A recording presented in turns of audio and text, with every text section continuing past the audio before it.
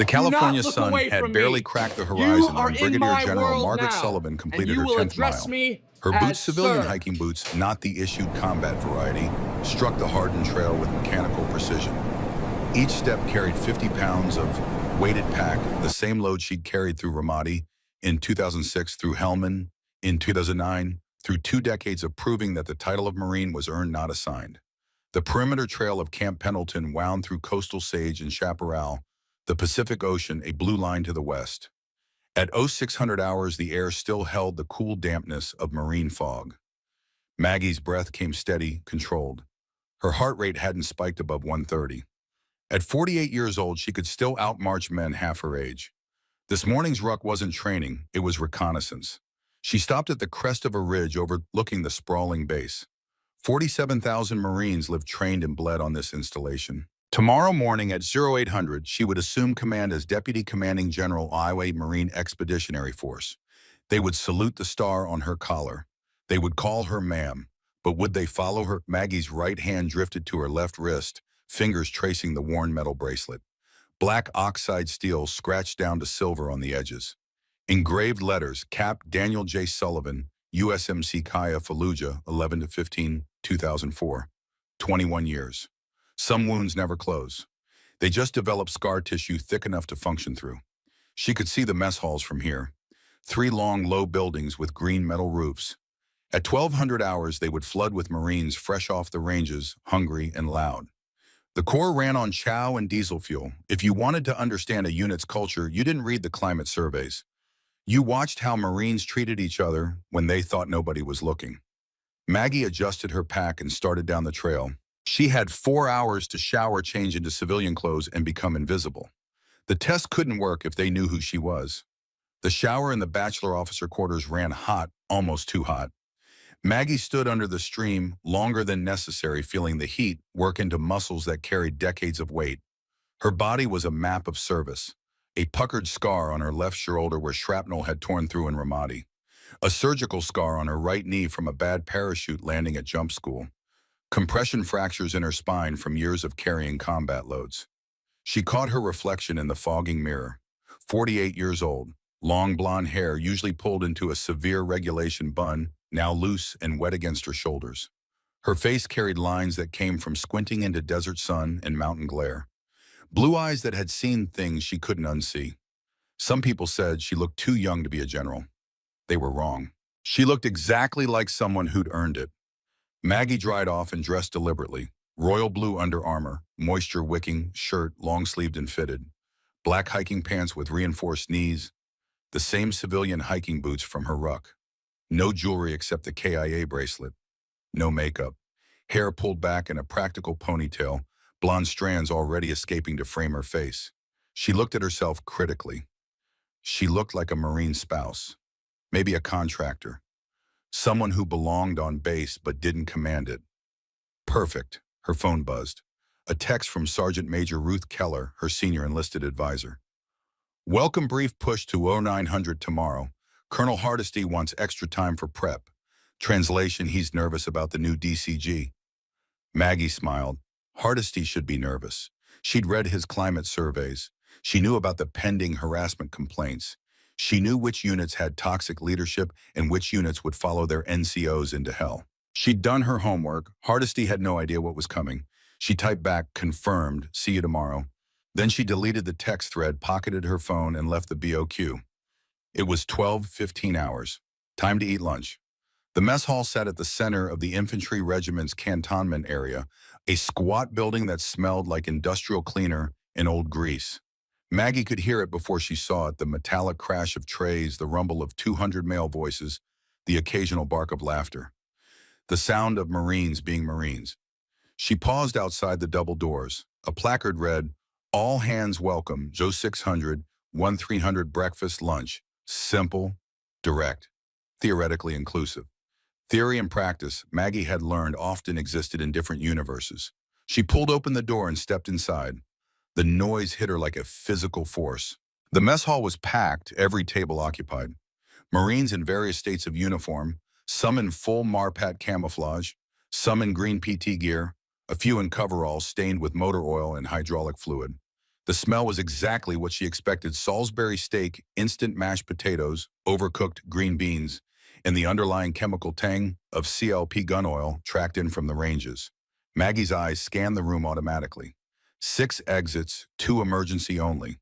Main entrance behind her, side door to the left leading to the loading dock, 2 doors to the kitchen galley. Choke points at the serving line and the drink stations.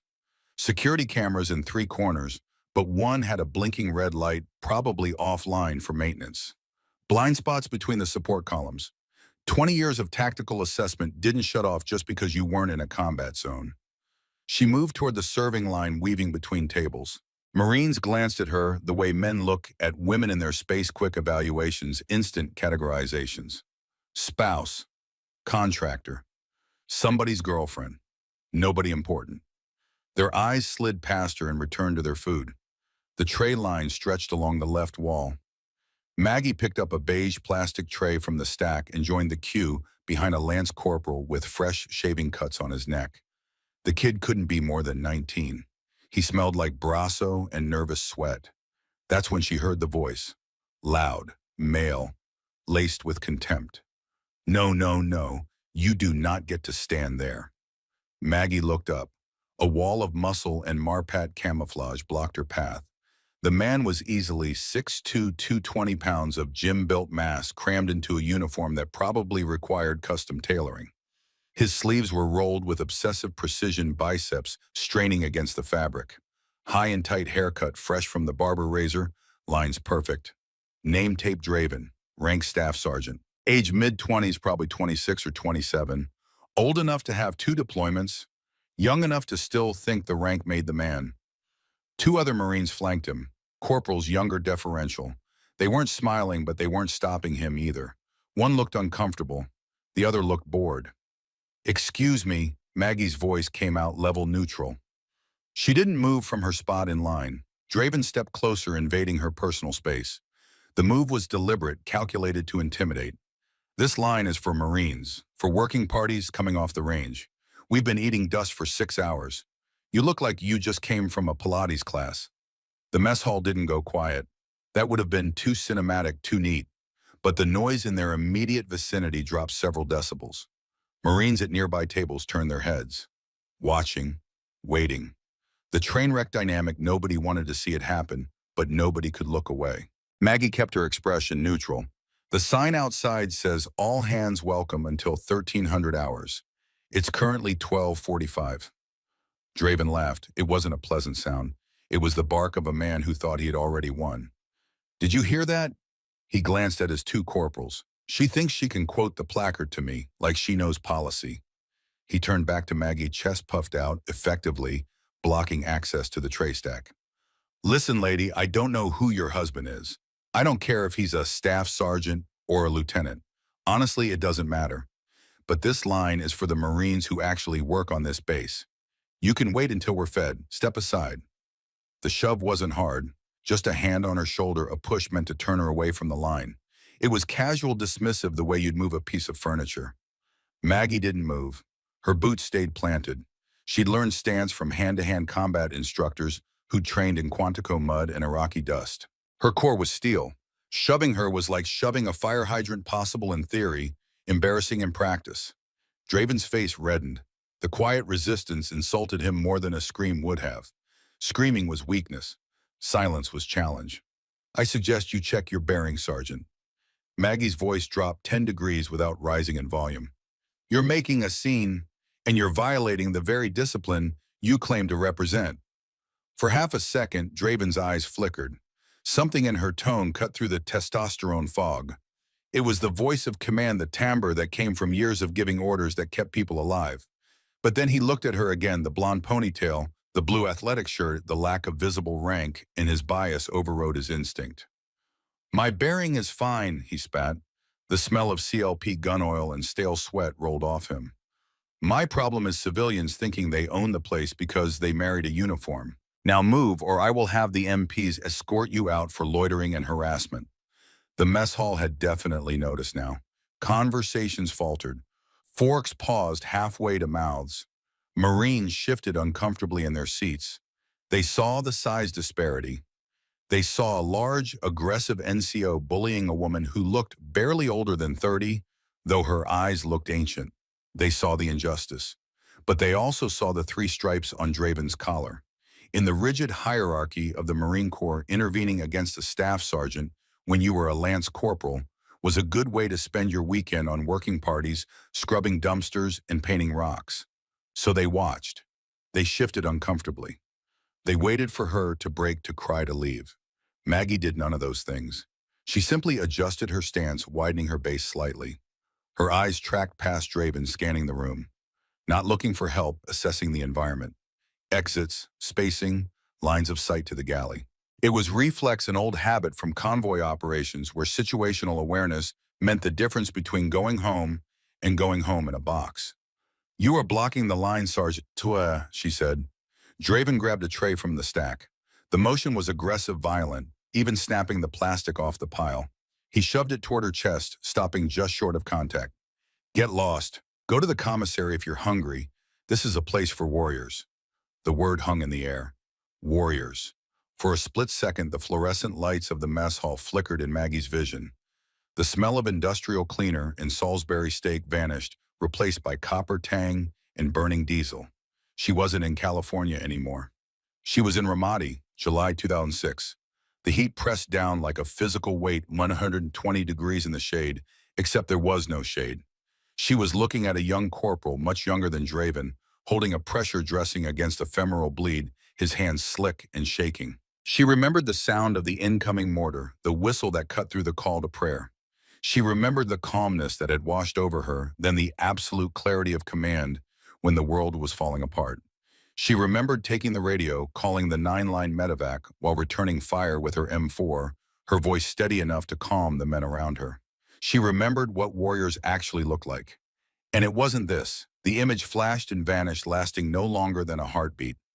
It was a phantom limb of memory triggered by the arrogance of a man who used the word warrior like a club rather than a burden. Maggie blinked. The mess hall rushed back into focus. She looked at the tray hovering inches from her chest, then up at Draven's sneering face. "I am going to get at my lunch," she said.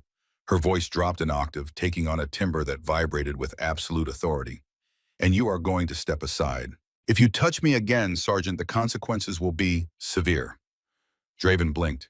He hadn't expected that tone. It sounded too much like his battalion commander. But he looked at her, the blonde ponytail, the blue athletic shirt, the lack of visible insignia, and his bias overrode his instincts again. "Is that a threat?" Draven stepped closer, towering over her. "You threatening a non-commissioned officer of the United States Marine Corps?" "I am promising you, Sergeant, there's a difference." At a table near the drink dispensers about 20 feet away, Lance Corporal Brendan Moss sat frozen. He was holding a half-eaten burger, his eyes locked on the confrontation. He'd been watching from the beginning, feeling that sick knot of secondhand embarrassment and anger that came from witnessing injustice you were powerless to stop. He hated Draven. Everyone in the platoon hated Draven.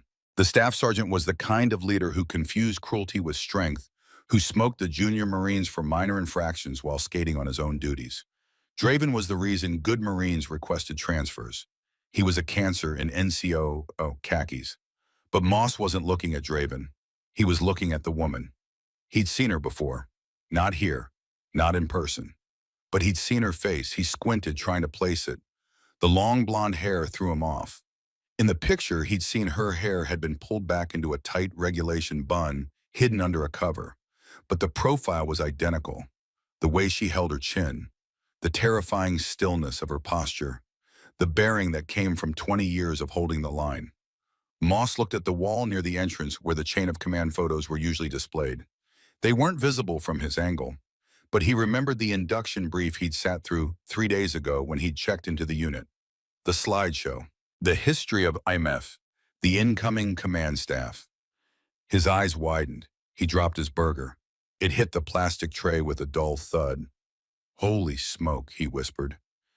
His buddy, a private first class named Jenkins, nudged him. "What, you know her? Is she Draven's ex or something?" Moss shook his head frantically. His hands were starting to shake. No, man. Look at her wrist." Jenkins squinted. "What?" "She's wearing a watch." Not the watch, the bracelet, the black metal one. Jenkins looked closer. The woman in the royal blue shirt had a simple black band on her right wrist. It was scuffed, worn down to silver metal on the edges. So lots of people wear KIA bracelets. Yeah, but Moss pulled out his phone, fingers fumbling on the screen. He Googled frantically, Camp Pendleton, New General 2025. The first result was a press release from Marine Corps Times dated 2 weeks ago. Brigadier General Margaret Sullivan to assume deputy command of IMF. There was a photo. Dress blue uniform, blonde hair in a severe bun, blue eyes that looked straight through the camera, and on her right wrist, just visible in the photo, a black bracelet. Moss clicked the link, scrolling desperately. The article outlined her career. Commission in 2003. Combat tours in Ramadi, Helmand, Sangin. Silver Star for actions under fire. Purple Heart. Bronze Star with VA device. Rapid promotions. Colonel in 2019. Brigadier General in 2023. Assuming duties as Deputy Commanding General Want, Marine Expeditionary Force, effective December 3rd, 2025. Tomorrow. Oh God, Moss breathed. Oh God, oh God, oh God. Jenkins was reading over his shoulder. Wait, is that her? Moss looked at the photo, then at the woman standing 30 feet away. Same profile, same bearing, same bracelet. Where are you going? Jenkins asked as Moss suddenly scrambled out of his chair. I have to make a call, Moss said, his voice trembling. If that is who I think it is, Draven is about to commit career suicide, and I am not going to be standing next to him when the bolt of lightning hits. Moss grabbed his tray, dumped it into the trash with a crash, didn't bother to stack it properly. He just needed to get away from the blast radius. He dodged incoming Marines, nearly collided with a gunnery sergeant carrying 3 trays, and burst through the double doors into the bright afternoon sun. His hands were shaking so badly it took 3 tries to unlock his phone. He knew he shouldn't jump the chain of command. There were protocols, proper channels, but this was different. This was an emergency. This was a staff sergeant physically intimidating a general officer, and if somebody didn't stop it right now, people were going to lose rank. Maybe careers, maybe freedom. Moss dialed the number for the battalion's staff duty officer. 2 rings, 3. Staff duty Sergeant Higgins. Sergeant, this is Lance Corporal Moss, Charlie Company. Moss was pacing in a tight circle on the concrete. His voice came out higher than he wanted. You need to get the sergeant major down to the mess hall, right now. Whoa, slow down, Moss. What's going on? They're a fight. Not yet, but Staff Sergeant Draven is currently physically blocking a woman from the chow line. He shoved her. He's screaming at her. Higgins sounded bored. So Draven's being a jerk. That's not new. If it's a dependent, let the MPs handle it. It's not a dependent, Sergeant. Moss half shouted, covering his other ear to block out the wind. I'm pretty sure it's General Sullivan. There was a long silence on the other end of the line. The kind of silence where you can hear the hum of electronics and the blood pounding in your own ears. Say again, Lance Corporal. General Sullivan, Moss repeated, forcing himself to slow down. Margaret Sullivan, the new Deputy Commanding General for the entire installation. I saw her picture in the welcome brief. She's in civvies. She's wearing a blue running shirt. Draven thinks she's a spouse. He just told her to get lost. The sound of a chair scraping violently against the floor came through the phone. Are you absolutely sure? Moss Higgins' voice had jumped an octave. If you're wrong about this, if this is some kind of... I'm looking through the window right now, Moss said, pressing his face to the glass. She's standing at parade rest, basically. She hasn't moved. Draven is poking her in the shoulder. Sergeant, you need to get here. I'm alerting the CO. Stay on the line. No hang up. I'm moving. Do not leave that building. The line went dead. Moss stood there, phone in hand, staring through the window at the tableau inside. Draven was still talking, gesturing aggressively. The woman, General Sullivan, stood perfectly still, her face a mask of controlled calm. Moss had been in the Corps 3 years. He'd never seen anything like this. He'd heard stories about officers going undercover to check on unit morale. He'd heard about generals who ate with the junior enlisted to get ground truth, but he'd never actually seen it happen, and he'd definitely never seen it go this wrong. Inside the mess hall, the tension had stretched to the breaking point. Draven had not backed down. If anything, the lack of reaction from the woman had infuriated him further. He felt foolish standing there yelling at a wall of calm. His ego demanded a victory. "I'm done asking." Draven gestured to the two corporals behind him. "Escort this civilian out of the building. If she resists, detain her for the MPs." The two corporals exchanged a nervous glance. They were younger, less invested in Draven's power trip, and something about the woman's eyes made their stomachs turn. She looked at them with the kind of gaze that made you want to confess things you hadn't done yet. "Sergeant," one of them mumbled, "maybe we should just let her eat." "I gave you a direct order," Draven snapped, not looking at them. "Get her out of my face." The corporal hesitated, then stepped forward. He looked miserable. "Ma'am, please, just go. We don't want any trouble." Maggie looked at the young corporal. Her expression softened just a fraction. It was the look a mother gives a child about to touch a hot stove. "Do not touch me, Corporal," she said softly. "You are following an unlawful order. Stand down." The authority in her voice froze the corporal mid-step. He looked at Draven, then back at her, paralyzed by conflicting instincts. "Unlawful," Draven scoffed. He stepped around the corporal, his patience finally exhausted. "I decide what's lawful in my sector, lady." He reached out, grabbing her upper arm with a grip meant to bruise, meant to control, meant to finally move this obstacle out of his way. The reaction was instantaneous. Maggie did not strike him. She did not throw him over her hip. That would have been assault, and she was too disciplined for that. Instead, she performed a small, precise rotation of her arm, leveraging the mechanics of his grip against the weakest point, his thumb. It was a joint lock technique taught at the Marine Corps Martial Arts Program, instructor course executed with minimal effort but maximum torque. Draven yelped. The sound was high-pitched, embarrassing. His grip broke instantly. He stumbled back, clutching his hand, his face cycling from shock to rage. "You assaulted me!" he shouted. His face had gone from red to mottled purple. "That's assault on a federal officer. You're going to jail."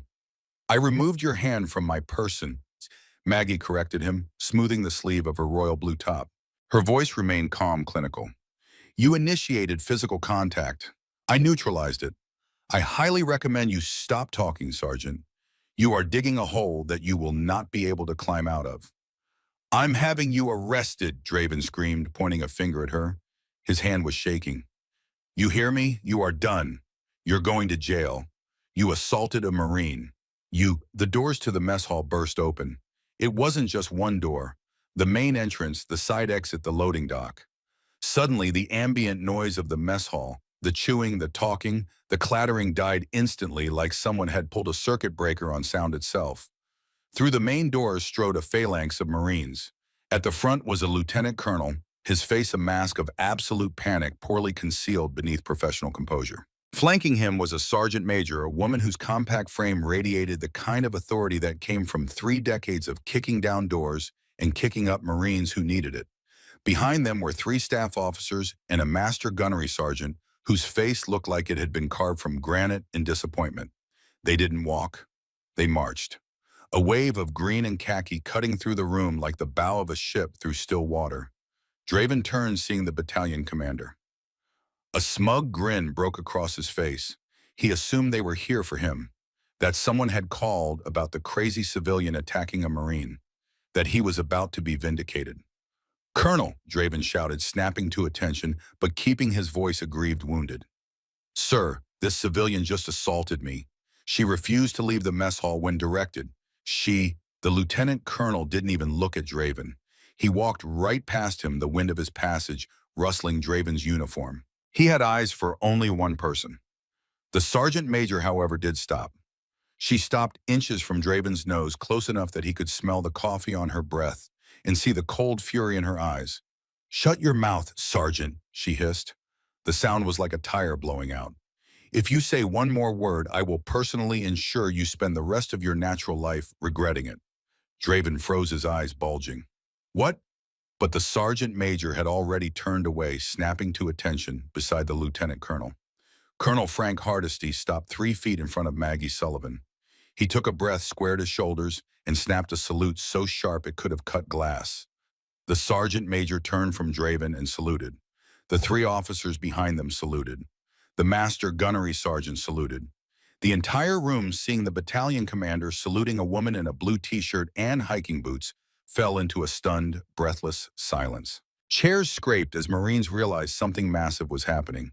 Instinctively, every Marine in the line of sight stood up and snapped to attention, even if they didn't know why, even if they couldn't see what was happening. The motion rippled outward like a wave. 200 Marines standing at attention in a mess hall, silent, waiting. "Good afternoon, General," Colonel Hardesty said. His voice rang clearly in the dead silence. "My humblest apologies for the delay. We were not aware you were conducting an inspection of the facilities today." Maggie Sullivan stood there, surrounded by the high brass of the battalion, every eye in the room locked on her. She looked at the lieutenant colonel. Then slowly, casually, she returned the salute. The motion was perfect. 20 years of muscle memory distilled into a single gesture. She lowered her hand. "I wasn't conducting an inspection, Colonel," she said. Her voice was conversational, yet it carried to the back of the room. "I was attempting to get lunch. I just finished a 10-mile ruck on the perimeter trail and wanted a salad. However, it seems my presence was objectionable to some of your NCOs." She turned her head slowly, her blue eyes locking onto Staff Sergeant Cole Draven.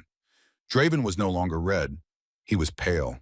Not just white, he looked like the blood had been drained from his body with a siphon. His mouth opened and closed like a fish on a dock. His hands trembled at his sides. "General," he whispered.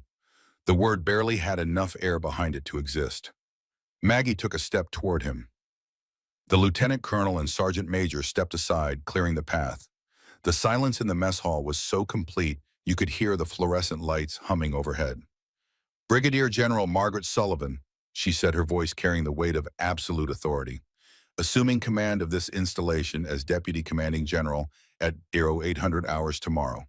But today I am just a Marine trying to eat." She let the words hang in the air for 3 full seconds. Then she looked at Draven's name tape.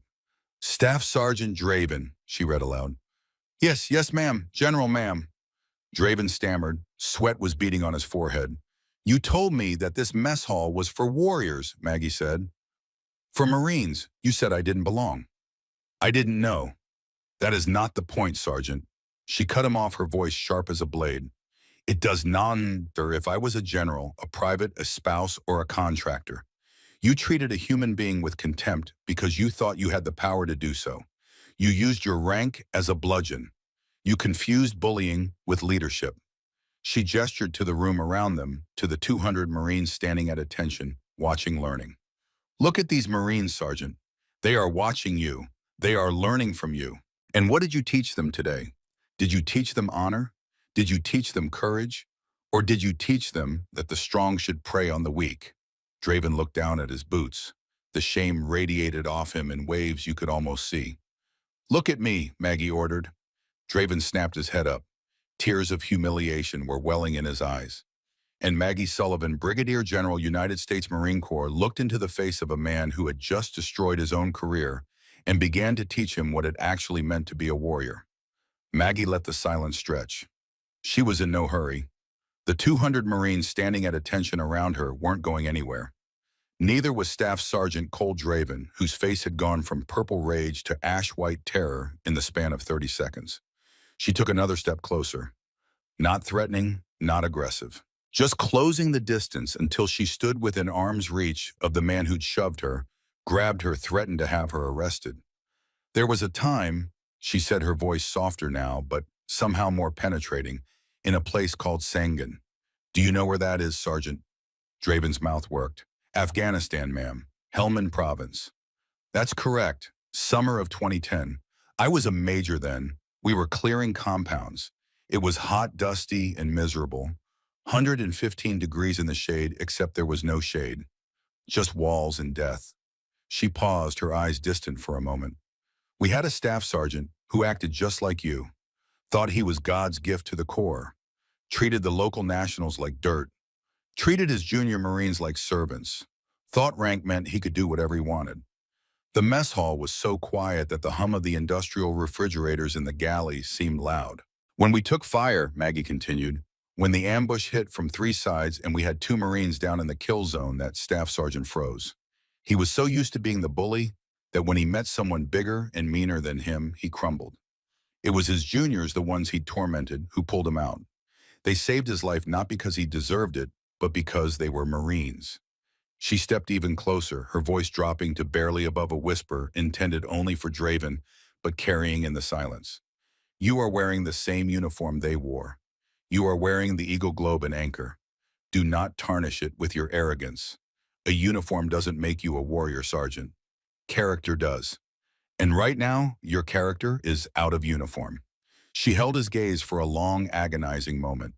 Draven looked like he wanted to disappear into the floor. Then Maggie stepped back and turned to the Sergeant Major. Sergeant Major Keller. The Sergeant Major snapped to attention. Yes, General. Please ensure Staff Sergeant Draven receives immediate counseling on the Marine Corps' core values. I believe he has significant energy to expend. Perhaps he can assist the mess duty crew. I noticed the pots in the scullery look like they could use a very thorough scrubbing. Consider it done, General. Keller turned her gaze on Draven. The look could have stripped paint. You heard the General. Get to the scullery. Move. Draven didn't hesitate. He practically sprinted toward the kitchen, desperate to escape the hundreds of eyes boring into his back. The sound of his boots on the tile echoed in the silence. Then he was gone, vanished into the steamy depths of the kitchen, where judgment awaited in the form of industrial soap and steel wool. Maggie turned back to Colonel Hardesty. Her tone shifted, returning to a polite, professional cadence. The transformation was remarkable, from righteous authority to collegial courtesy in the space of a breath. Colonel, I apologize for disrupting your lunch hour. Not at all, General. Hardesty wiped sweat from his forehead with the back of his hand. He looked like a man who just watched a tornado pass within inches of his house. Would you care to join us at the command table? Maggie glanced at her empty tray, then at the salad bar that had started this entire confrontation. She smiled, a genuine warm expression that transformed her face from stern authority to something almost approachable. Thank you, Colonel, but I think I'll just grab my salad and sit with the troops. I have a lot to learn about this base, and I find the Lance Corporals usually know more about what's really going on than the staff officers. A few nervous chuckles rippled through the room. The tension broke slightly, like ice cracking on a frozen lake. Maggie's eyes tracked across the mess hall and landed on Lance Corporal Brendan Moss, who was standing near the exit phone, still clutched in his hand, looking like he'd just witnessed the apocalypse. Besides, she added, her smile widening slightly, I think someone over there recognized me and had the courage to make a call. That's the kind of initiative I like to see. Moss went bright red. Every Marine within earshot turned to look at him. He wanted to die. But Maggie just nodded at him once, a small gesture of acknowledgement, and walked toward the salad bar. The line of Marines parted like the Red Sea. A young private first class gestured awkwardly to the tongs. After you, General. Maggie shook her head. No, devil dog, you were here first. Leaders eat last. She waited her turn. She used the same tongs as everyone else. She took a modest portion of lettuce, tomatoes, cucumbers, and ranch dressing. She grabbed a bottle of water from the cooler. She paid with a card like any other patron. And then, tray in hand, she walked to an empty seat at a table near the windows where 4 Lance Corporals sat, frozen in various states of eating. Mind if I join you? She asked. No, ma'am. Yes, ma'am. Please, General, sit down. The Lance Corporal was so nervous, he nearly knocked over his own drink. Maggie sat. She speared a piece of lettuce with her fork, and slowly, gradually, the mess hall returned to something resembling normal. Marines sat back down. Conversations resumed, hushed at first, then gradually building back to normal volume. But there was a new energy in the room now, a awareness. The realization that command wasn't something that happened in distant offices. It was here, it was watching, it was eating a salad 3 tables away. Colonel Hardesty leaned towards Sergeant Major Keller. His voice was barely audible. How bad is this? For Draven, career ending if she wants it to be. For us, Keller's expression was grim. She just saw exactly how we've been running things, and she's going to ask questions. A lot of them. She said she wasn't conducting an inspection. Sir, with all due respect, everything a general officer does is an inspection, whether they announce it or not. Hardesty nodded slowly. He looked at the table where Maggie was calmly eating her salad, listening to a Lance Corporal tell some story with animated hand gestures. She was nodding, asking questions, fully engaged. She looked like she had nowhere else to be and nothing more important to do than listen to a 22-year-old private talk about whatever he was talking about. "We need to have a staff meeting," Hardesty said. "Tonight, all company commanders, all SNCOs. I want to know about every pending complaint, every climate issue, every goddamn problem we've been sweeping under the rug. Because if she's willing to come in here undercover on her day, before assuming command, she's going to turn this battalion inside out looking for problems." "Agreed, sir." Hardesty took a breath. "And get me everything we have on her service record. I want to know who we're dealing with." 20 minutes later, Maggie finished her salad and excused herself from the table. The lance corporals stood at attention as she left unnecessary, but she didn't correct them. Sometimes you let Marines be Marines. She walked out of the mess hall into the bright California afternoon. The fog had burned off completely. The temperature had climbed into the mid-70s. It was a perfect December day on the coast. Lance Corporal Moss was waiting outside, standing at parade rest by the bike rack. When he saw her, he snapped to attention. "As you were, Lance Corporal." Maggie stopped in front of him. "Moss, isn't it?" "Yes, ma'am, Lance Corporal Brendan Moss." "You made the call to staff duty." It wasn't a question, but Moss answered anyway. "Yes, General. I recognized you from the welcome brief. I thought—" He trailed off uncertain. "You thought correctly, and you did the right thing." Maggie studied him for a moment. He was young, maybe 22, with the kind of earnest face that probably got him called Boot more often than his actual name. "How long have you been in the Corps?" "3 years, ma'am. This is my second duty station." "And how long have you been dealing with Staff Sergeant Draven?" Moss hesitated. The question was dangerous territory. You didn't badmouth your NCOs to a general officer even if the NCO in question had just been publicly demolished. "Lance Corporal," Maggie said gently. "I'm not asking you to violate the chain of command.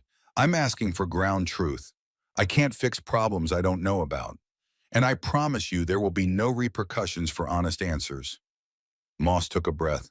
6 months, ma'am, since he transferred into the company. He's not the worst NCO I've had. He knows his job. He's technically proficient, but he rules through fear. Junior Marines are terrified of him, not the good kind of respect, the kind where you avoid him in the hallways. "Has anyone filed complaints?" "Yes, ma'am, several. They got handled at the company level." "Nothing formal." Maggie nodded. That tracked with what she'd already read in the climate surveys. Complaints that got handled without documentation. Problems swept under rugs. The toxic leadership equivalent of mold in the walls, invisible until it made people sick. "What about today?" she asked. "In the mess hall. Why didn't anyone else step in?" Moss looked uncomfortable. "Ma'am, he's a staff sergeant. Most of the Marines in there were Lance Corporals and PFCs. You don't cross a staff NCO unless you want your life to become miserable. Weekend duty, working parties, extra PT sessions. There are 100 legal ways for an NCO to make your life hell if you embarrass him." "So they watched." "Yes, ma'am, they watched." Maggie was quiet for a moment. This was the culture she'd come to change. The silence of good Marines who knew better but were trapped by a system that punished speaking truth to power. It wasn't unique to this base. It wasn't even unique to the Marine Corps. It was the eternal struggle of hierarchical organizations, how to maintain discipline while encouraging moral courage. "Lance Corporal Moss, report to my office tomorrow at 900. That's an hour after I officially assume command. I'm going to need an aide-de-camp for temporary duty. Someone who knows the base, knows the Marines, and has demonstrated the judgment to make hard calls. Are you interested?" Moss's eyes widened. Yes, ma'am, absolutely, General." "Good. Bring your service record and a list of problems you think I should know about. Not rumors, not gossip. Things you've personally witnessed or can verify. Understood?"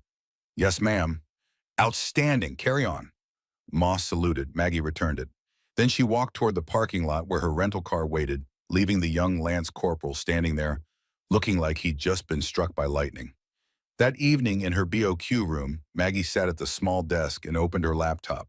She pulled up the personnel file for Staff Sergeant Cole Draven.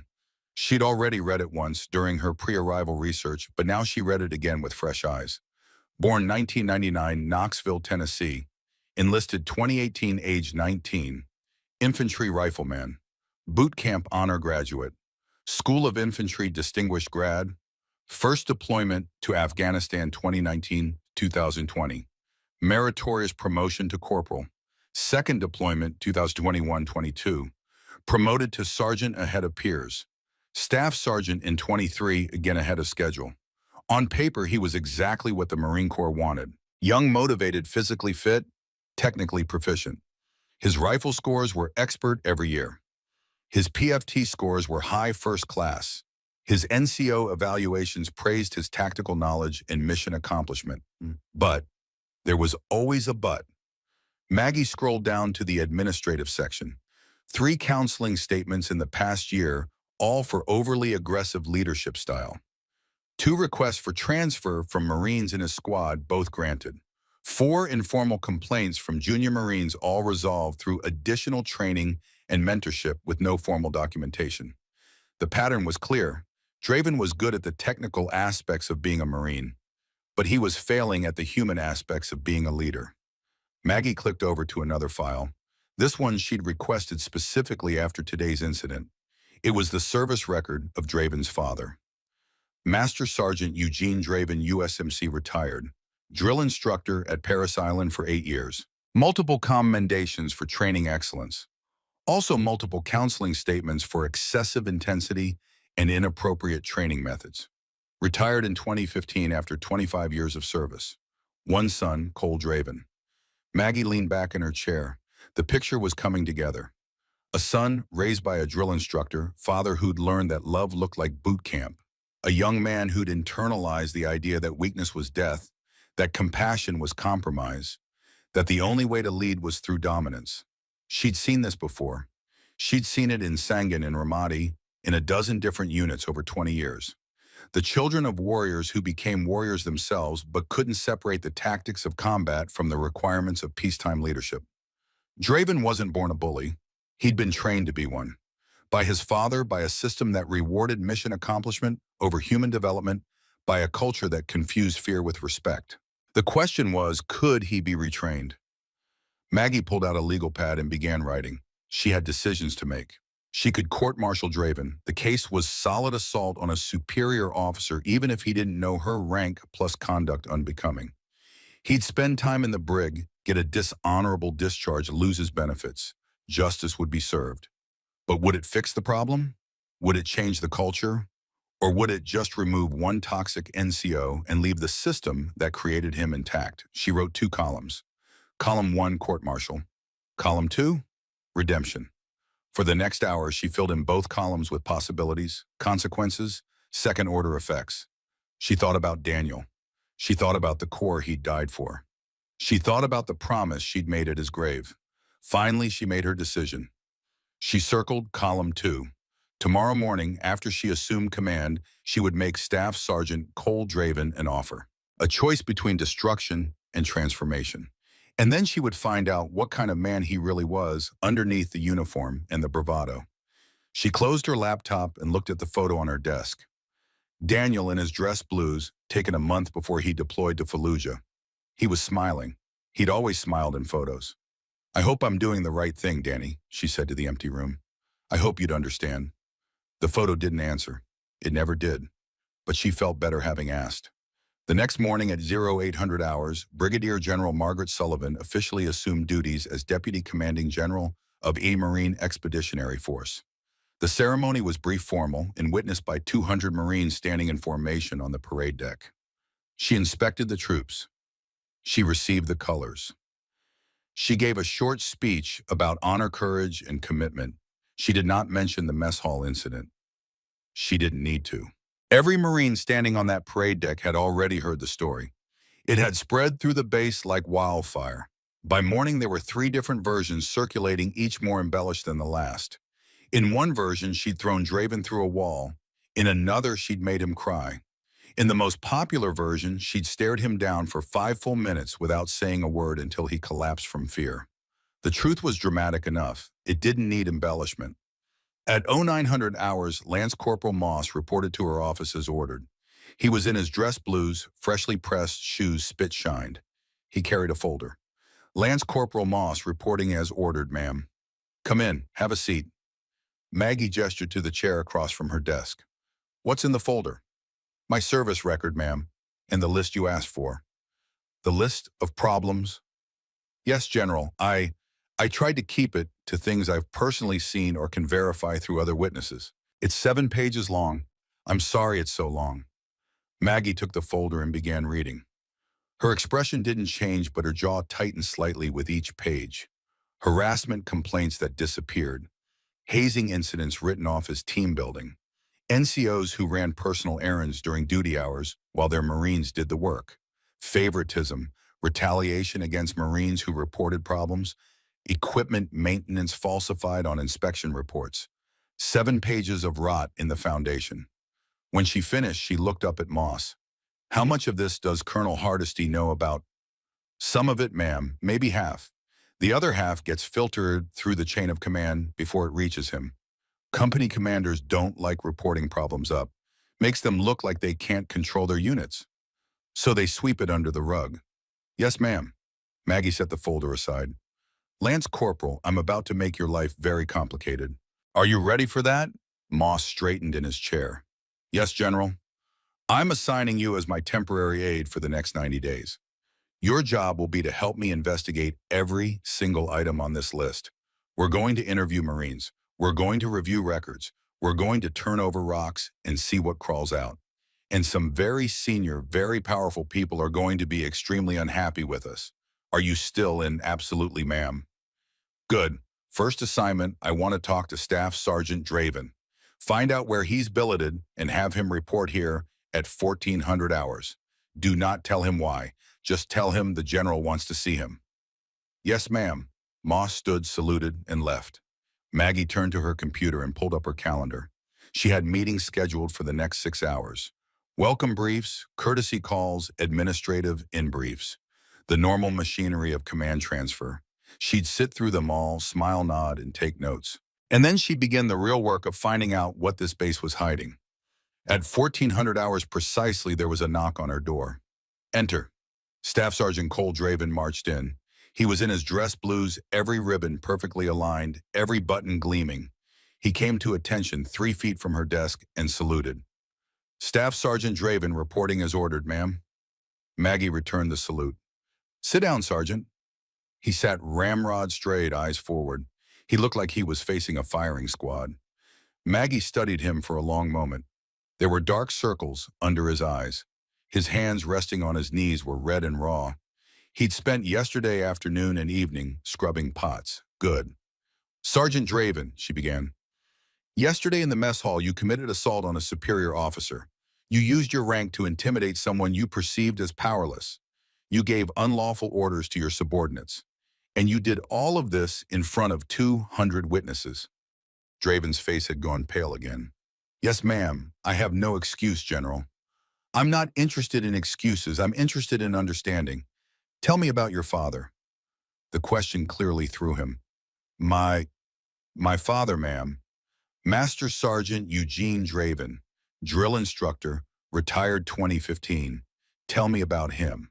Draven's jaw worked. He was a Marine, ma'am, 25 years. He taught me everything I know about discipline and standards. Did he ever hit you? Silence. Sergeant, I asked you a question. Yes, ma'am, when I deserved it, when I was weak. He said the world would hit me harder if he didn't prepare me. Maggie nodded slowly. And now you lead the same way he did. You hit first, ask questions later. You confuse fear with respect. You think toughness means cruelty. I thought, Draven's voice cracked slightly, I thought that's what being a Marine meant. Your father was wrong, Sergeant, and so are you. Maggie leaned forward. But here's the thing. You're young enough to change. You're smart enough to learn. And yesterday when you were working in the scullery, I heard something interesting from the mess staff. Do you know what they told me? Draven shook his head. They said you worked harder than anyone they'd seen. You didn't complain. You didn't slack. You did the work. That tells me you are capable of following orders and accepting consequences. So here's what's going to happen. She pulled out 2 folders. One was thick labeled court-martial charges. The other was thinner, labeled administrative action. You have two choices. Option one, I convene a court-martial. You'll be charged with assault on a superior officer, conduct unbecoming, in violation of the order on equal opportunity. You'll be found guilty.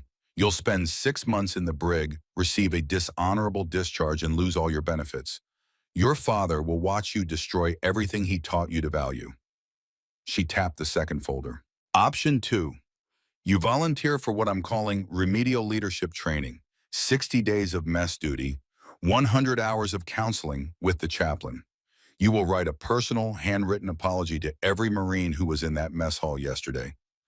That's 237 letters, and you will revert to the rank of Lance Corporal for 180 days. After that, if your performance is satisfactory, you'll earn your stripes back. But you'll earn them the right way this time, through service, not through fear. Draven was staring at her, his eyes wide. You're giving me a choice. I'm giving you a chance, Sergeant. One chance, more than you deserve, but exactly what a Marine should get. Because we don't throw people away in this Corps. We fix them. We make them better. That's what we do. She slid both folders across the desk. You have 24 hours to decide. Talk to the chaplain if you need to. Talk to Sergeant Major Keller. Hell, talk to your father if you want, though I suspect I know what he'll say. But understand this: if you choose option two and you fail, if you quit, if you complain, if you show me anything less than complete commitment, then option one comes back on the table. And I will throw the book at you so hard your grandchildren will feel it. Are we clear? Yes, ma'am. Crystal clear. Good. Dismissed. Draven stood, saluted, and left. His hands were shaking as he closed the door behind him. Maggie sat back in her chair and let out a long breath. She'd just bet her credibility as a commander on a staff sergeant who'd assaulted her less than 24 hours ago. If he failed, if he quit, if he proved her wrong, every Marine on this base would question her judgment. But she'd also just given a young man a chance to become the Marine his father had tried and failed to create. A chance to learn that leadership wasn't about domination. It was about service. She picked up her phone and called Chaplain Whitmore. Howard, it's General Sullivan. I'm sending you a Marine who needs help. His name is Staff Sergeant Draven. Can you fit him in today? Of course, General. What's the situation?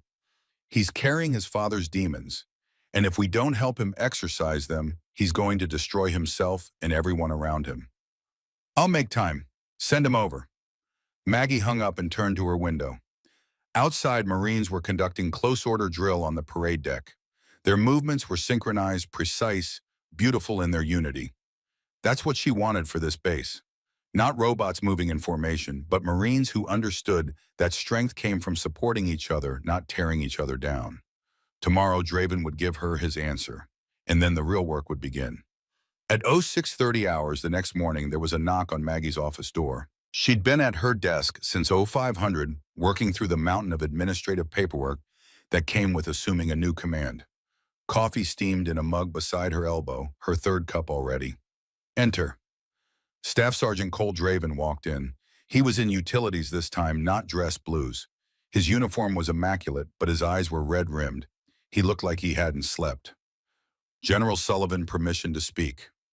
Granted. Have a seat, Sergeant. Draven sat, his posture rigid. He placed a single piece of paper on her desk. I've made my decision, ma'am. I choose option two. I volunteer for remedial leadership training. All of it. The mess duty, the counseling, the letters, the rank reduction. I'll do whatever it takes. Maggie picked up the paper. It was a handwritten statement, formally worded, accepting the terms she'd outlined. His handwriting was surprisingly neat, each letter carefully formed. Why, she asked. Ma'am, why option two? Why not just take the court-martial, do your time and walk away? It would be easier, faster, less humiliating. Draven was quiet for a moment. When he spoke, his voice was rough. I talked to the chaplain yesterday for 3 hours. He asked me questions nobody's ever asked me before. About my father, about why I became a Marine, about who I want to be versus who I am. He paused, swallowing hard. And then I went back to my rack and I thought about Lance Corporal Moss, the kid I trained for 6 weeks so he could pass his PFT. I remembered how good it felt when he passed. Not because it made me look good, because it meant something to him. He looked directly at Maggie for the first time since entering. I don't want to be my father, General. I don't want to be the kind of leader people avoid in the hallway. I want to be the kind of Marine that others actually want to follow. And I think that's worth fighting for. Even if it means starting over as a Lance Corporal. Maggie studied him for a long moment. There was something different in his eyes now.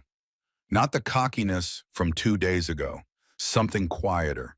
Something that might, with time and work, become wisdom. All right, Sergeant, or rather Lance Corporal. She pulled out a set of chevrons from her desk drawer, a single stripe. I'm officially reducing you to Lance Corporal effective immediately. You'll report to Sergeant Major Keller at 3:30 tomorrow morning. She'll explain your duties. You'll work mess duty from 0400 to 1400 daily. Then you'll have counseling with Chaplain Whitmore from 1500 to 1600. Your evenings will be spent writing letters. 237 of them. I expect proper grammar, genuine remorse, and personal accountability. Any questions? No, ma'am. One more thing. Maggie stood and walked around her desk. I'm going to be watching you, Draven, not to see you fail, to see you succeed. Because if you can transform yourself, if you can learn what it really means to lead, then you'll be living proof that the Marine Corps keeps its promises. That we don't throw people away, that we make them better. Don't let me down. I won't, General. I swear it. Good. Dismissed. Draven stood saluted with the precision of a man who knew it might be his last salute at anything other than the most junior enlisted rank, and left. Maggie returned to her desk and picked up her phone. She called Sergeant Major Keller. Ruth, Draven just accepted option 2. He's yours starting tomorrow at 3:30. Work him hard, but work him fair. I want to see if there's a real Marine under all that damaged bravado. Understood, General. I'll make sure he earns every bit of those stripes back. That's exactly what I'm counting on. Week 1 of Draven's sentence began in darkness and industrial soap. Sergeant Major Ruth Keller met him outside the main mess hall at 03:30. The California night was cold fog rolling in from the ocean, turning the streetlights into fuzzy halos. Draven stood at attention wearing his utilities with the single chevron of a Lance Corporal freshly sewn on. His staff sergeant chevrons were gone packed away in his footlocker like a memorial to a previous life. You're 2 minutes early, Keller said. That's good. Early is on time. On time is late. Late is unacceptable. Do you understand, Mile? Yes, Sergeant Major. Your duties are as follows. Clean all cooking equipment used in the previous day's meal service. That includes pots, pans, griddles, fryers, ovens, and anything else with grease, carbon, or food residue. Then you'll prep breakfast service, help the cooks with whatever they need. You'll serve breakfast from 0600 to 0900. Then you'll clean everything again. Lunch service is 1100 to 1400. You'll serve then clean. When I say clean, I don't mean a quick wipe down. I mean spotless. I mean I should be able to eat off any surface you touch. Questions? No, Sergeant Major. Good. One more thing, Lance Corporal. This isn't punishment. This is education. Every Marine who comes through that line is someone you're serving. Not servicing, serving. There's a difference. Learn it. She pushed open the door to the kitchen.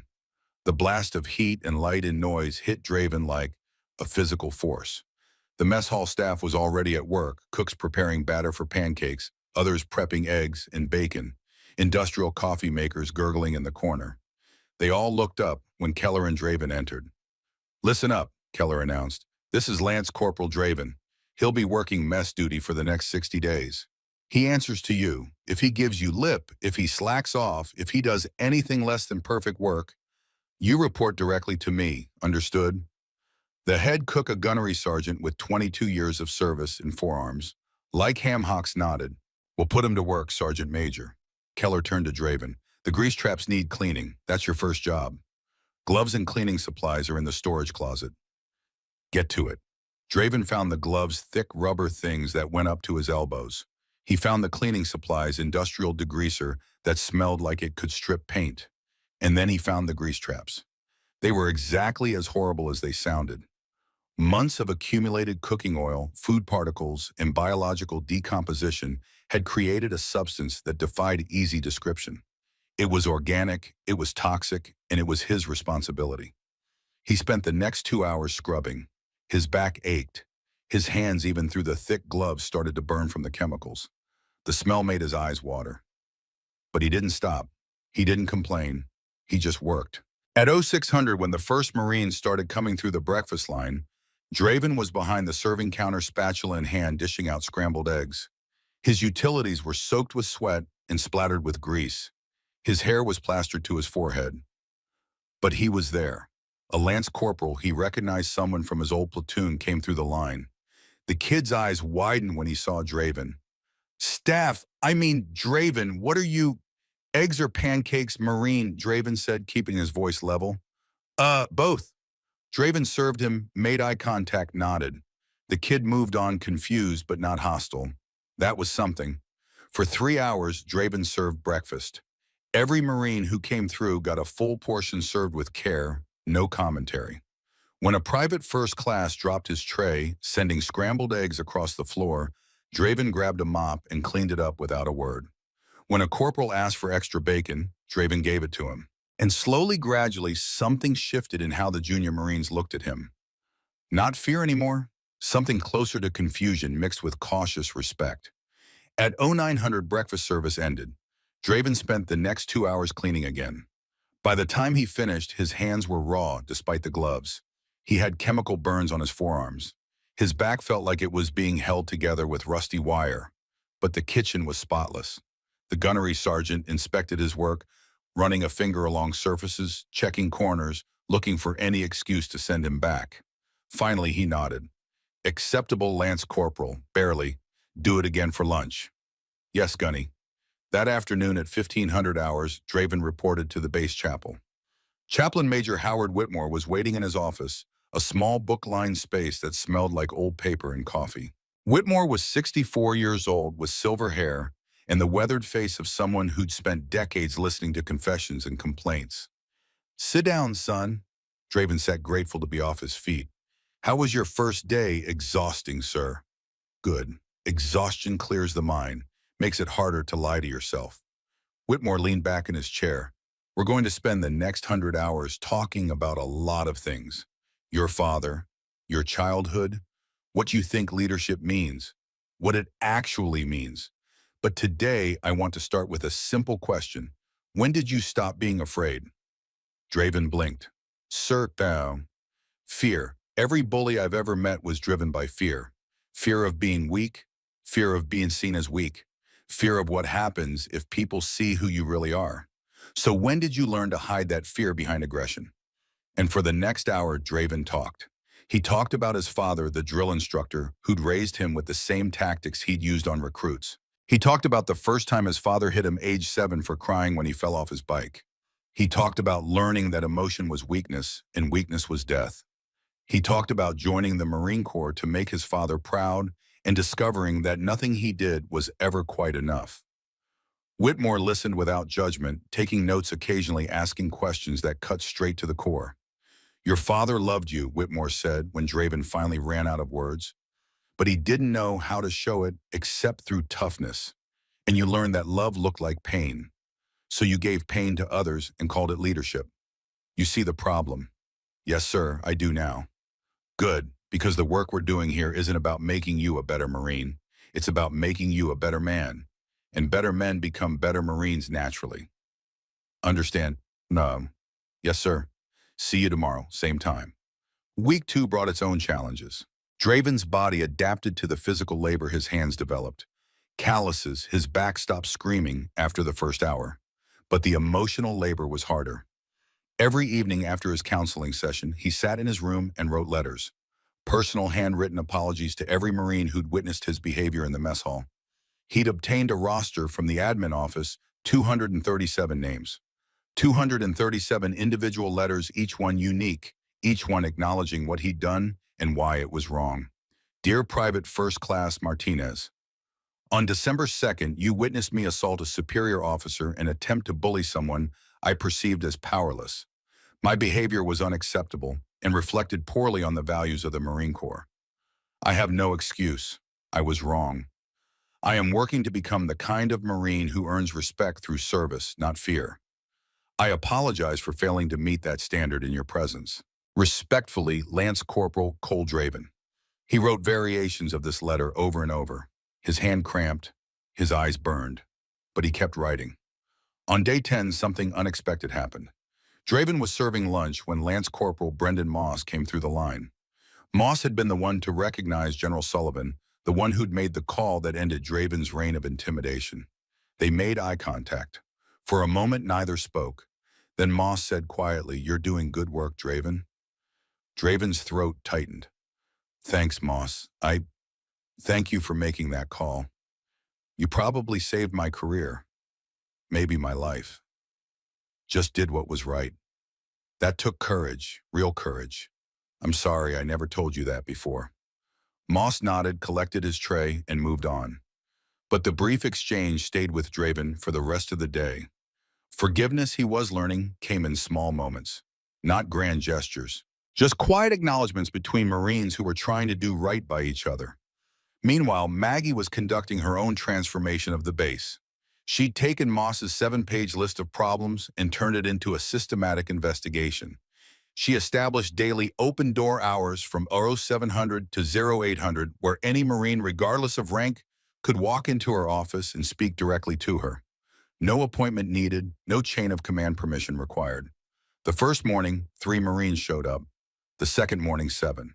By the end of week 2, she was seeing 15 to 20 Marines every morning, and she had to extend the hours to 0630 to accommodate everyone.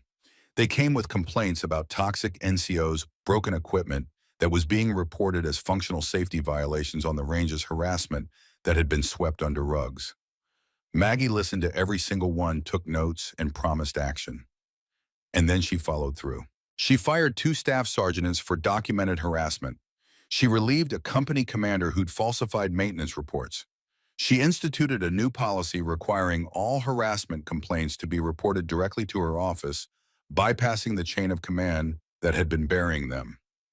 Colonel Hardesty was apoplectic. "General, with respect, you're undermining the chain of command. You're encouraging Marines to skip their immediate supervisors and come straight to you. That's not how military hierarchy works." Maggie looked at him across her desk. They were in her office, door closed, having the kind of frank conversation that command relationships required. Frank, the chain of command failed. It failed when good Marines filed complaints and those complaints disappeared. It failed when NCOs abused their authority and nobody stopped them.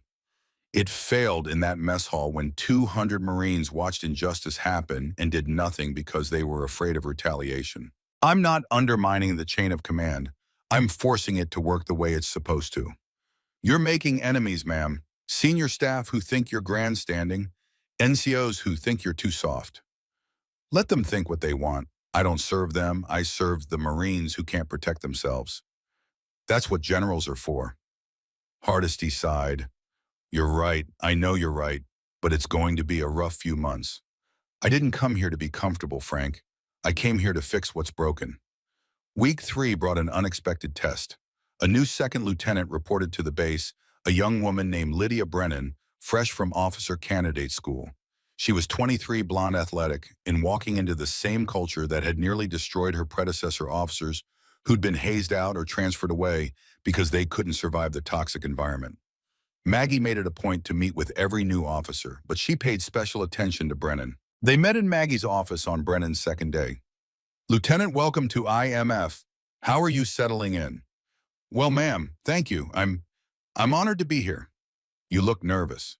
Brennan hesitated, then nodded. "Permission to speak freely." "Always." "I've heard stories, General, about what it's like to be a female officer in the infantry community, about the hazing, the testing. I'm prepared for it. I can handle it, but I'd be lying if I said I wasn't concerned." Maggie leaned forward. "Lydia. May I call you Lydia?" "Of course, ma'am." "Lydia, you shouldn't have to handle harassment.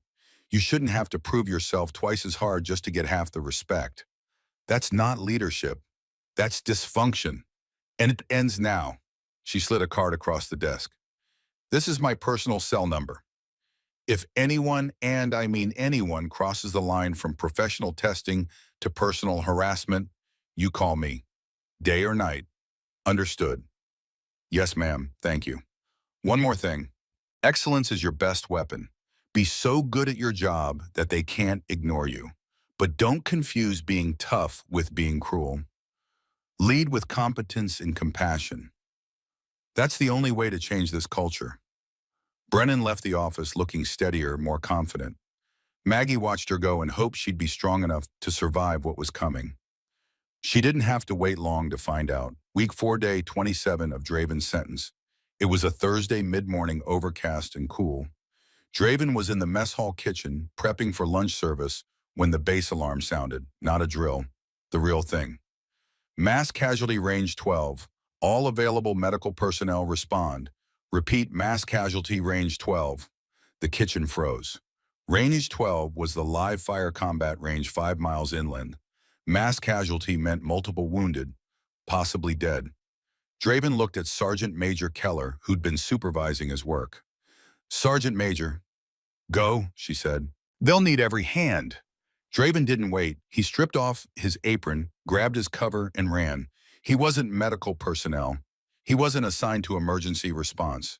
But he was a Marine, and Marines ran toward the sound of chaos, not away from it. He commandeered a vehicle from the motor pool, a 7-ton truck with 3 other Marines who were also responding. They drove fast, bouncing over the dirt roads that led to the ranges. Dust plumes rose behind them. When they arrived at Range 12, the scene was controlled chaos. A Bradley fighting vehicle sat at an odd angle, smoke rising from its turret. Medical personnel were already working on casualties. 3 Marines lay on the ground in various states of injury. Draven jumped from the truck and ran toward the nearest casualty, a young woman in lieutenant's bars, her uniform soaked with blood. It was Lydia Brennan. She'd been observing the live fire exercise when something had gone catastrophically wrong. She had a sucking chest wound. Air was bubbling through the hole in her uniform. Her face was pale, lips turning blue. She was conscious but fading fast. The scene NCO, a gunnery sergeant Draven didn't recognize, was frozen, staring at the blood, his hands shaking. Shock. Combat stress. It happened to the best of them. Draven dropped to his knees beside Brennan. "Lieutenant, stay with me. I've got you." He ripped open her uniform, exposing the wound. Entry wound, left side, probably between the 4th and 5th rib. No exit wound visible. He needed to seal it. 3-sided occlusive dressing. Where was the med kit? "Somebody get me a med kit," he shouted. A corpsman ran over the bag in hand. Draven grabbed the occlusive dressing, tore it open. He placed it over the wound, sealing 3 sides, leaving the bottom open to allow air to escape, but not enter. Brennan gasped, her breathing slightly easier, but still labored. "Medevac inbound, 5 minutes," someone shouted. 5 minutes. She had to survive 5 minutes. Draven maintained pressure on the dressing, checking her airway, monitoring her breathing. He'd done this before in Afghanistan, but never without proper backup. Never as a lance corporal in the middle of personal redemption. "Stay with me, Lieutenant. You're going to be fine. Help's coming." Brennan's eyes focused on him. She recognized him from the mess hall, even through the pain and shock. "You're Draven." "Yes, ma'am, and you're going to make it. That's an order. You understand?" She managed the ghost of a smile. "Yes, Lance Corporal." Then Maggie was there. She'd come by helicopter, jumping out before it fully landed, running across the range. She dropped to her knees on the other side of Brennan. "Report," she snapped. "Working chest wound, General. 3-sided seal applied, breathing compromised but stable. Medevac ETA 3 minutes. Maggie checked Brennan's pulse, her airway, her pupil dilation. "Good work, Draven. Maintain that seal. Don't let up." They worked together, the general and the disgraced Lance Corporal, keeping the young lieutenant alive. When the medevac helicopter landed and the flight medics took over, Brennan was still conscious, still fighting. As they loaded her onto the helicopter, she reached out and grabbed Draven's hand. "Thank you," she whispered. "Just doing my job, ma'am. Just being a Marine." The helicopter lifted off, dust and debris swirling. Draven stood there, covered in blood, watching it disappear toward the horizon. Maggie walked up beside him. For a moment, they stood in silence. "You didn't freeze," she said quietly. "No, ma'am, I didn't." "Why not?" Draven thought about it. "Because I wasn't thinking about myself. I was thinking about her, about keeping her alive. That's what you said, that real leadership means serving, not dominating. Today I understood what you meant." Maggie nodded. "Lieutenant Brennan is going to survive because you remembered your training and didn't panic. That's the Marine I need you to be every day, not just in emergencies. Every day. Yes, General, I understand. Good. Get cleaned up and get back to the mess hall. You still have 33 days of duty left. Understood, ma'am. But as Draven walked away, Maggie called after him. Lance Corporal Draven, he turned. Yes, General. Today you earned those stripes back, but you're not getting them back early. You're going to finish your sentence. Because the work isn't about the rank. It's about the man wearing it. Clear. Crystal clear, ma'am. Maggie watched him go, then turned to survey the accident scene. She'd have to investigate what went wrong, why a training exercise had resulted in casualties. But that was work for later. Right now, she needed to visit the hospital and check on Brennan. As she walked toward the waiting helicopter, Sergeant Major Keller fell into step beside her. Draven did good work today, General. He did. Maybe there's hope for him after all. There was always hope, Ruth. That's why we gave him the chance. The question was never whether he could change. It was whether he'd choose to. Day 60 arrived faster than anyone expected. Draven had completed his mess duty, his counseling hours, and his 237 letters. Every morning he'd reported at 03:30. Every evening he'd written apologies until his hand cramped. And slowly, gradually, he'd transformed. His body was leaner, harder from the physical labor. His hands were scarred and calloused. His eyes had changed, less arrogance, more awareness. He'd learned to see people instead of obstacles. He'd learned that service wasn't weakness. It was strength. On day 60, Maggie convened a formation on the parade deck. 3,000 Marines stood in ranks dressed blues, gleaming in the December sun. At the center stood Lance Corporal Cole Draven, alone waiting. Maggie stood at the podium looking out over the assembled Marines. 60 days ago, she began, Lance Corporal Draven made a terrible mistake. He used his rank to intimidate. He confused cruelty with strength. He forgot what it meant to be a Marine. Today he completes his sentence. But more importantly, today he demonstrates what redemption looks like in the United States Marine Corps. She gestured for Draven to approach. He marched forward, every step precise, and came to attention before her. Lance Corporal Draven, you have completed 60 days of mess duty with distinction. You have completed 100 hours of counseling. You have written and delivered 237 personal apologies. And most importantly, you have demonstrated through your actions, particularly during the Range 12 emergency, that you understand what leadership truly means. Therefore, effective immediately, I am restoring your rank of Staff Sergeant. She held up the chevrons, 3 stripes, and crossed rifles. But understand this, Staff Sergeant Draven. These stripes are not a reward. They are a responsibility. They are a promise that you will serve the Marines under your command with honor, compassion, and humility. If you ever forget that, if you ever revert to the man you were, these stripes will be gone permanently. Do you understand? Yes, ma'am, I understand completely. Maggie pinned the chevrons on his collar herself. When she finished, she stepped back and saluted him. The entire formation saluted. 3,000 Marines honoring not his rank, but his transformation. When the formation was dismissed, Marines crowded around Draven, shaking his hand, congratulating him, welcoming him back. But the person who affected him most was Lance Corporal Moss, who simply said, "Proud of you, man." Those 4 words meant more than any medal. 6 months later, Maggie stood in her office reviewing the base climate survey results. Harassment complaints down 73%. Morale up 41%. Retention rates improving.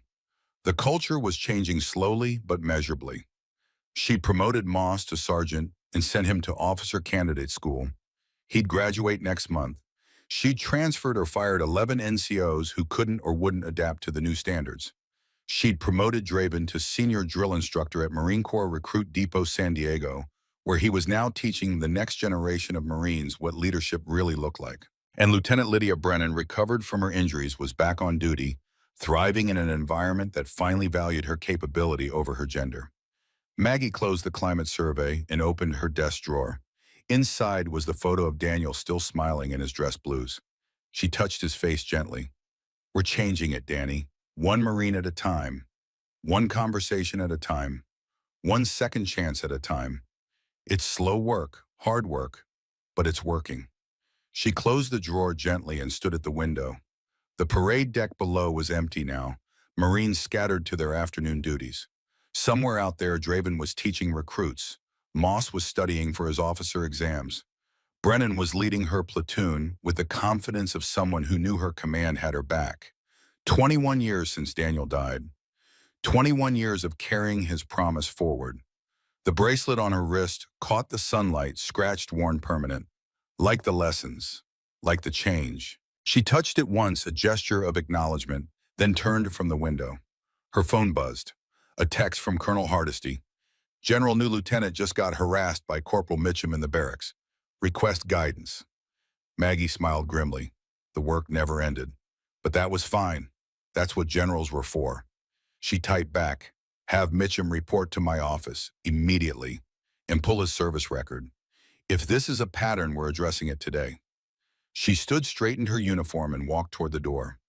There was a Marine out there who needed someone to stand up for them, and there was an NCO who needed to learn that rank came with responsibility, not impunity. This was her purpose. This was Daniel's legacy.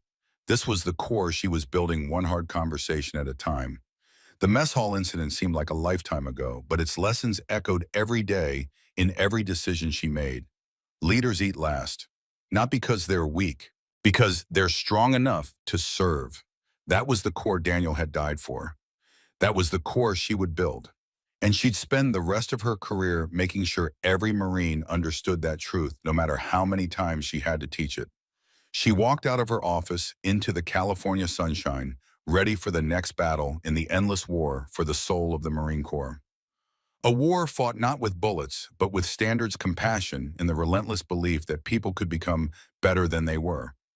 One Marine at a time, one day at a time, forever forward.